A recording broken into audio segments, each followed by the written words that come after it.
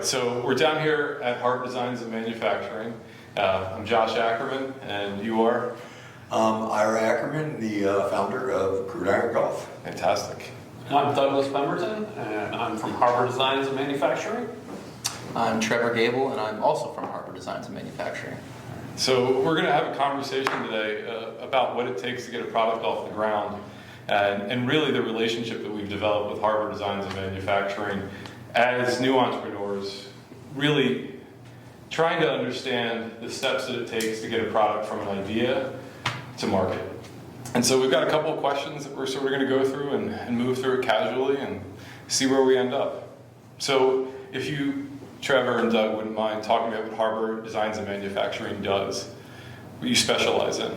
So we're a contract manufacturer design company that, so essentially what we do is we take people's ideas and we do the design and then we bring them to production. And in between that, those two things, there's a lot that has to happen. There's design, there's meetings, there's prototyping, there's testing of the product, there's making sure that materials are safe to use. There's so many different things that have to happen. And product development that we take care of from start to finish. And you know, as startup companies, a lot of times, companies really that aren't in this business or haven't been, they don't understand the process. We are here to help you develop your products, and you don't have to worry about the product development because we take care of that, and you can do the marketing and go out and sell it. So that's our job, is to make a final product for you guys. And then after we're done, you guys do all the marketing, get that all set up, and sell it. And then we just mainly do the manufacturing, and our goal is to bring products in, do the assembly at Harbor Design, and put people to work, and then ship it out for you. So, I mean, that's essentially what we do. And as part of that process, we've got Trevor, who is all about customer success. And so can you talk about what you will do along with the production process that Doug described? Sure. So whenever someone reaches out, they have an idea for a product similar to you guys, or really anything. We do a couple different sectors. We do medical devices. We do transportation applications, industrial applications. So when I reach out, I kind of welcome them in. I can make sure they get set up with an NDA, and really I do the initial intro call. So kind of what's similar to what Doug just said. I would give them basically a background of what we do and see if it's a good fit. And then that's when I bring Doug into the conversation. He comes from an extensive background, which I'm sure he'll love to tell you about. But yeah, so essentially it's onboarding the customer, making sure all the data dumps that it gets handed over to us. I get that, and then really what we do is I help write the scope of works and the quotes, and then present it to them after it's generated. And then assuming everything goes well, I onboard them with a kickoff meeting, and then we basically hand them off to the engineering team, and then they let that go, and then I'll provide check-ins throughout the process just to make sure everything's going well. We've all had bad experiences at some point, so you really want to make sure you're taken care of. So really just another voice for the customer. So. Excellent. And we've had a great experience thus far, no question. So if I may ask then, you probably have people who come to you who are seasoned, who have brought numerous products from idea to market. What do you do when someone like my father and I come to you with this idea of Gridiron Golf? And the first time that we came, Dad, you could describe what the game looked like. Yeah, it was kind of just something I made up in the basement, basically for a trunk or treat to get kids something they could enjoy while they were doing a trunk or treat, and it was made for kids in mind. And now to this, it's hard to believe. So in this room that we're in right now, we brought the game for the first time, and the backboard that you're all now seeing was wood? Was made of wood, yeah. And cut out with little glued numbers and letters, and a longer rug. And just bringing it down here, I could see the faces of the crew from Harbor. Couldn't wait to sink their teeth into this. So Doug, yep. We were totally pumped. Yeah. Like, that's what we want to do. We saw the game. We were like, oh, we want to play this, try to figure it out. And as designers and engineers and product developers, we're like, this is great. Like, it's exciting, and we can go up there and play it. So we all got together and we were like, let's play this. So we had a little competition and sit in the engineering room for a half hour and try to figure out how to play it. And it's been great. We've been enjoying it, so. What are the challenges? So like when someone like my father and I come to you, what are the challenges? Since we're not necessarily up to date in engineering, we don't necessarily have the language or the sort of the same concepts of production that somebody more seasoned may have. What challenges do you face? So I think it comes down to the challenges that every product developer has, and it's we don't really know what's going to go into this product. And our process at Harbor is what helps you develop that. So when you come in, we do a discovery and we figure out what your product is, and we make a product design requirement guide.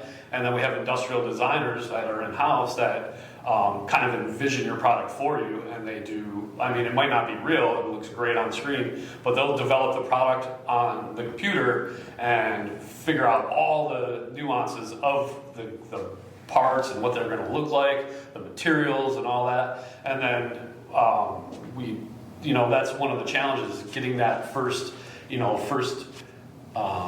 don't know the word I'm trying to find, is like just the first run of product, like what it would actually be in the final product, right?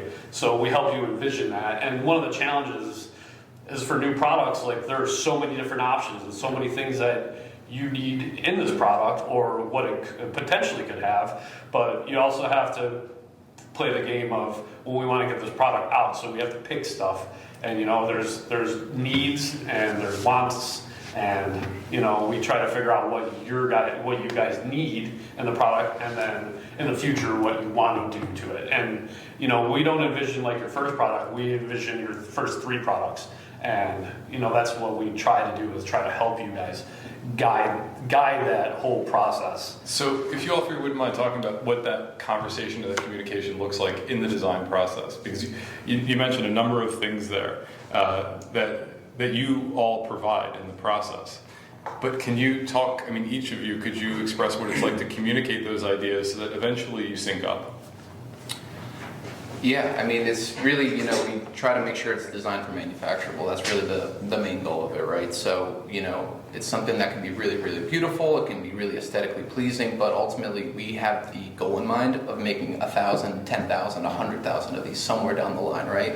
So, we keep both aspects of those design in mind, but ultimately we want to make sure this can be mass produced, because we want to see, for example, like this, we want to make sure it could be made 1 million times and sell millions of them, so you guys can get your product and company off the ground. So really, I get the first runs of a lot of the information, so sometimes you get some ideas that might be a little bit out there, but it's really just going to the engineers and having a conversation, and then them coming up with different ideas and different approaches. So this, even for example, like Ira mentioned, it was heavy, it was bulky, it was made of wood, it was still great and fun, but ultimately, we couldn't make that, 1,000 times over. It would take way too long. So making something very lightweight and durable, but also still being able to be transportable and being able to be carried in a nice, convenient bag, really went to, the design team did a great job all around. Doug kind of led that charge,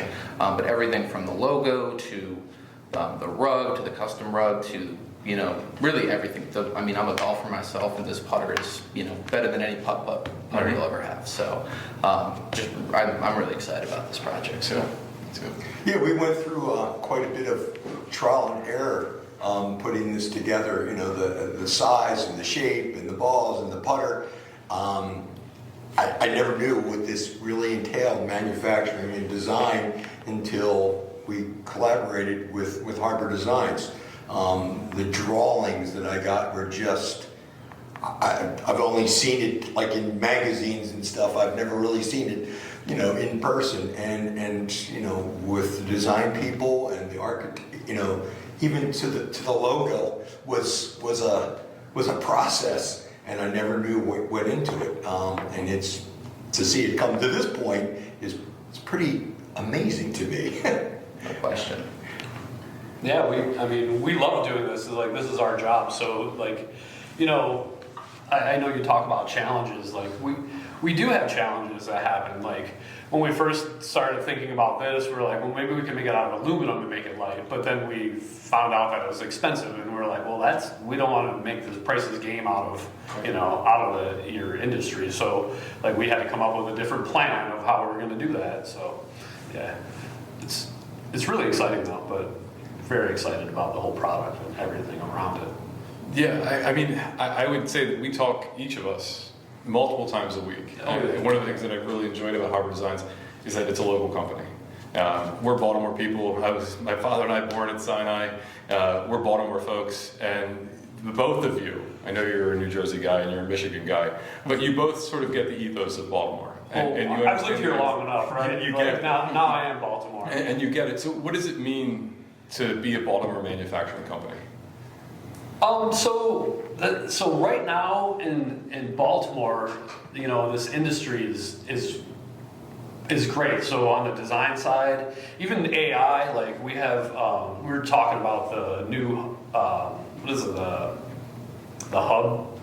I can't think of the name. Oh, the federally designated hub, tech hub. Yeah, the tech hub. So like they made Baltimore the tech hub through the feds, and which is going to bring money and more jobs, and what that gives us a better position to work on products like this. Like, how do we integrate AI into your product? Like, how do we make this what the future holds for it, right? So, Yeah. And it was it was 31 selections out of 41 applicants, so not a very easy list to make for sure. So to see Baltimore, get back in the manufacturing game like this, it's great to see. I mean, there's a rich history with McCormick, Stanley Black & Decker, both former customers of ours. A lot of great engineering and a lot of great manufacturing happening in this area. So this is just going to be another pillar in that manufacturing. Absolutely.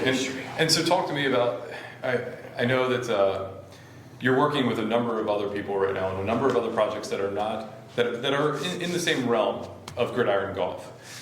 So you have various people coming to you on various levels, whether it's a game, whether it's something for medical supply or something along those lines. How do you find the balance in working with all of those different variables? So essentially, design itself is the same process here.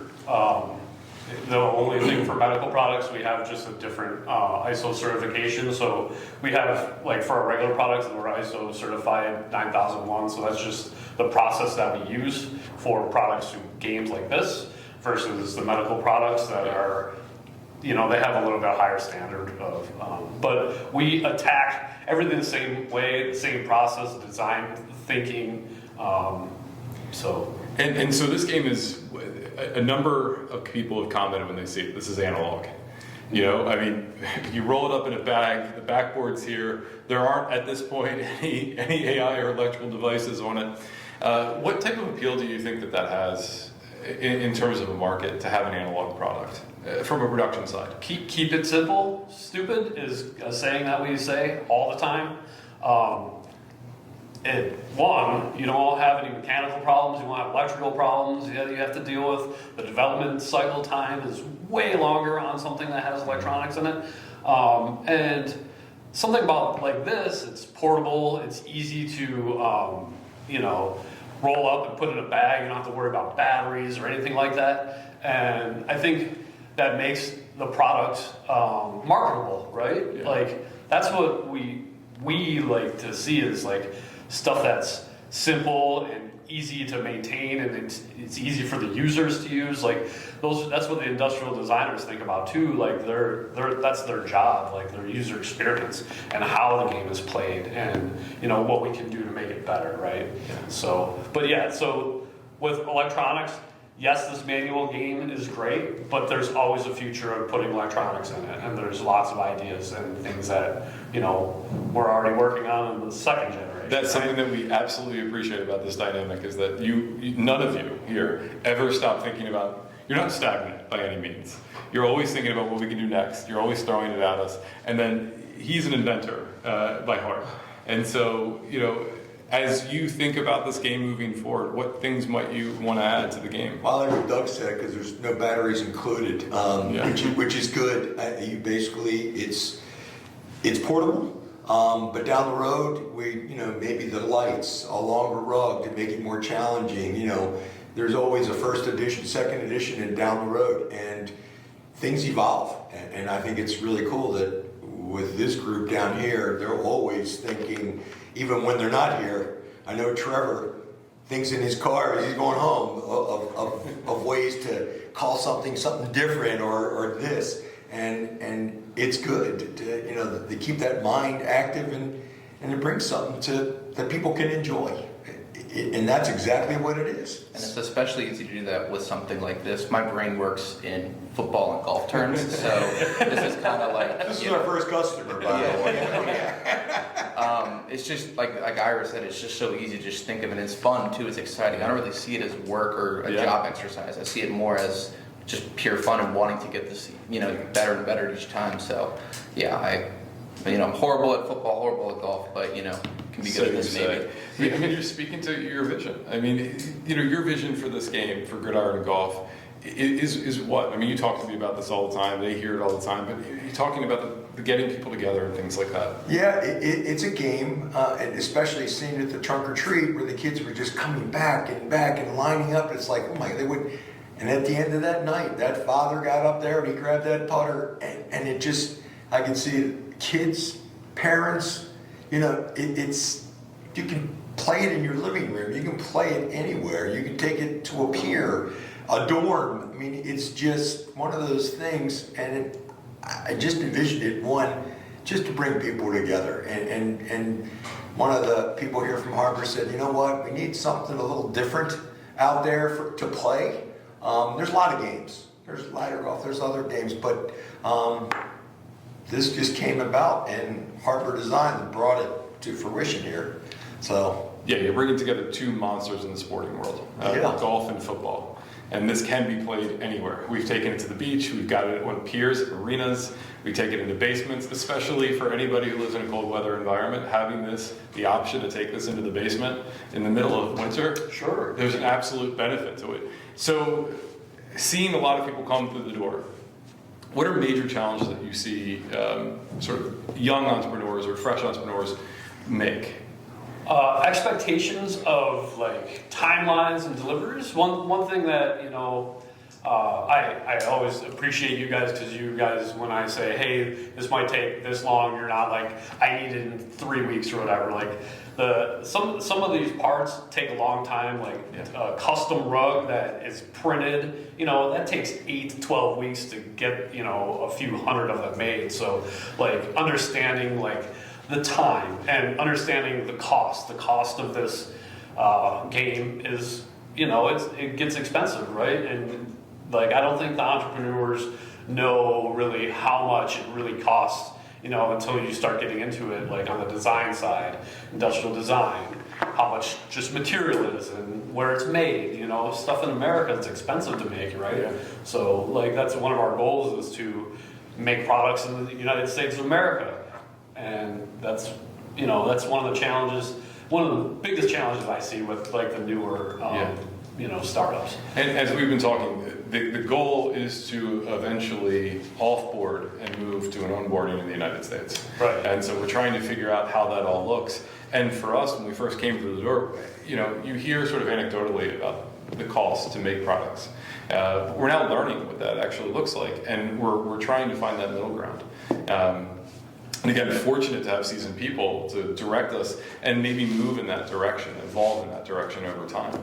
So I'll say this, we were having the conversation the other day, communication is everything. If I miss a message from you, or we miss a message from you, that one day can end up, essentially taking 10, 15 days off the books. Oh yeah. Just in the nature. So, if I could advise anybody, it's constant communication. Be ready to move, be ready to act, and try to be as pragmatic as possible in those decisions. I'm also learning, I think you are as well, you're going to make some mistakes. You, more than anybody, you're biomed for 40 years.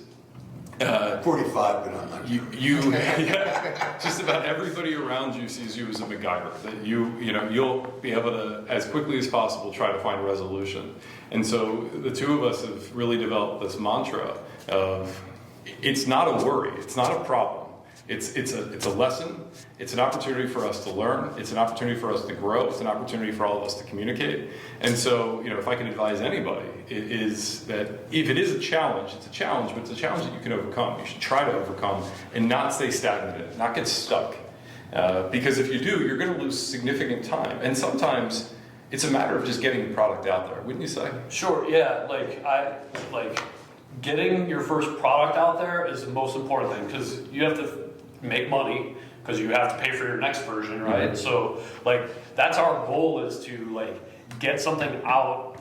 I don't like to say it, but sometimes they say it's called shooting the engineer. We need to stop them and get your product out there so you can find out what is wrong with it, because nothing is ever perfect and there's always room for improvement. And we just learn to draw the line and do stuff and move things forward, right? So we drew the line, we're unsure about this, but it's not going to be that big of a deal. Let's just move everything forward, and when everything gets here, if there's an issue, we can deal with it at the time. Yeah. But I mean, essentially your project, there hasn't been that many hiccups, and even if there are hiccups, Harbor Designs worries about the hiccups, and we might be behind the scenes doing stuff that you guys don't know about. And our goal is as engineers and being the development company for you, is let you guys do your marketing and sell this stuff, and let us take care of the manufacturing and get the product to you guys as a quality product in a timely manner. Sure. I agree. We brought the concept to Harbor Designs, probably it's been about almost a year, a little over a year. And to see what happened in a year, and they're going back to the drawing board, so to speak, to get it to this point, to where it's being manufactured right now, I think it's a pretty good time frame. I think you all have been, and I think Doug said you guys have been great. Thank you. We tried. It's exciting because once our communication's over, Josh, my son, and I, and others are still thinking about other things. So we were not in a hurry, but we know the interest in the game, and we're excited about that. And we move as fast as we possibly can. There's always starts and stops, right? So, if a good example of a start and stop is, we did the design and you guys want a prototype. Yeah. Well, a prototype took 12 weeks to get here. So we had to have rugs made, we had to have custom plastic made, we had putters that were being manufactured. We had custom golf balls that have Gridiron Golf on them, bags that have an iron-on Gridiron Golf. Let's not forget our first putter. In talking about design challenges, our first putter was not fixed. So you could make it taller or shorter depending on who's using the club. So I took it to the beach, and in about 3 days, I think I called you and I said, Doug, they're sanding it, it's not moving, it's not twisting. and we didn't even think about that. That was just something I didn't think that this game would be played at the beach. Yeah. But he took it there and played it, and he discovered that the retractable putter didn't work. We made a quick decision. We stopped the prototype from coming, because we were going to get a couple more to match up with the prototype, the retractable ones, and we went and got just a different putter, an aluminum-based one with a good grip, and that's how we have this putter. And then in the design process, when you were talking about the prototypes, we initially had a much taller and longer backboard. We thought that we needed that extra space so that when the balls went through, that they had a little bit of landing space. But what we learned is that it was sitting about 3 inches over, maybe on the end of the rug. It was a little too tall and almost obtrusive, and so we cut all of that down in size. And we did that on the spot together. We really took some time. Everyone, from Kevin and Josh, everyone in that room, taking a look at how this all should probably, when you're talking about just getting it out to market, how this should probably look, and then get feedback. Right. Yeah, prototyping is, On bigger products, like it takes a little bit of time. On smaller things, we can 3D print stuff. We have, probably about $500,000 worth of 3D printers back there that we can use to print. I mean, we print nylon, SLA, we have FDM printers, so we have a bunch of prototyping things that we can do to speed up the process. Some of the bigger stuff we have to, we don't make it in-house. So. I was really hoping on all of those 3D printers you were making Pez machines. It's actually what I was hoping you were doing with those really expensive printers. That was an engineer talking, because some of those little acronyms just went right over my head. I don't know what he's about. And in that year-long process, we've been working together. We've moved from a patent, so that's been approved. We have a trademark that's approved. And so on the back end, trying to understand holistically how to get this game as, I want to say, the strongest possible foundation for this game, so that when it gets to market, we've covered as many bases as we can. But I think we both say, and anybody who's going to listen to this would probably say when they're starting, you're going to have a list of boxes that you think you're going to check. And when you go back and look, when the product's finally out in the market, you're probably going to see that you're lucky if you hit 60 or 70%. I don't think that's necessarily a bad thing. And that goes to iterations and iterations of products. Yeah. And a good example is the Dyson made a hair dryer. They did, I think, 21 prototypes before they even got to their first product. Yeah. So, we did one prototype and we cut it down and we went to production. That's the difference between a big company versus a startup. Like, you have to work within your means, right? So that's what we love to do, is help companies like yours get off the ground and get to market, so you can start making money and start going, into production and making sales and being a successful company. I think it's a really good spot to maybe close up here. So if anybody wants to add just some closing thoughts, things about Gridiron maybe moving ahead in the future, and about the relationship again between Harbor Designs and manufacturing and Gridiron, I think I'd like to hear what you have to say. This is not my first project with Harbor Designs. I had another device that I did. It was in the medical side, the field that I was in for many years. They did that very quickly and very easily. And then because of that first project, had to bring it back to you guys, because I just had so much faith in what you did and the team that you had behind you. And this is, it's pretty darn exciting. When we first came back and we saw the rug, it's like, I did get tears in my eyes. I think Kevin was here. It's like, wow, something, from a rug that I had ordered on Etsy, whatever, that came, and then you guys put it to this. I still can't believe that this is actually something You would think that came out of a dream. A carpet is easy just to design, but there are so many different things that you put in, like the stitching. Like we wanted rubber back, so it's like if it's sitting out in the parking lot, it didn't slide around. Like we were thinking, and then contrast colors on the outside. We were thinking about all these things, and we also designed the rug to think about what could we do later? Put it in the middle, so customize it. So, and we have a whole list of manufacturers that do special things. I talked to the carpet manufacturers. I was like, "Can we do one-off custom on this?" She's like, "Yeah, no problem." So we have that option in the future. So if a school wants their logo on here, that can happen. Yeah, soon enough. Yeah. No, I mean, the customization is key. I mean, this region likes two things: crab cakes and football. Right? So, you bring this to any football fan, especially in this area. If you put a purple raven right in the middle here, they're gonna love it. People are competitive. I'm competitive. I know if me and my buddies tried to play this in the parking lot before a game, depends how many beers deep we are, but it could get it gets very competitive. So you're gonna have a lot of fun playing this game. It's been such a pleasure to work on this project. Anytime there's been a Gridiron Golf meeting on the books, I'm like, oh yes, finally, you know. Yeah, and when it was like weeks in between, I was like, come on, let's get another meeting on the books. I don't even know why. Let's just get one. So no, we're so excited. Doug and I had so much fun working on this. The whole team did. So we're just super excited to see where it goes from here. So We are too. I mean, this is in so many ways a family operation that's happening from my dad's idea and how it's evolved, especially and solely because of the support of everybody here at Harbor Designs. The terms excitement, enthusiasm, there are challenges along the way, but I think undoubtedly we believe that this is a game that people are going to be out there playing soon enough, and that, you know, we talk about filling maybe voids of different markets.